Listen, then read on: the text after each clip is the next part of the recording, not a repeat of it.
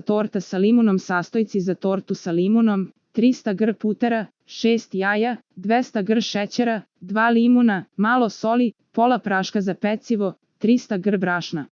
Fil: 800 gr kisele pavlake, 80 gr šećera, 100 ml voćnog jogurta od citrusa.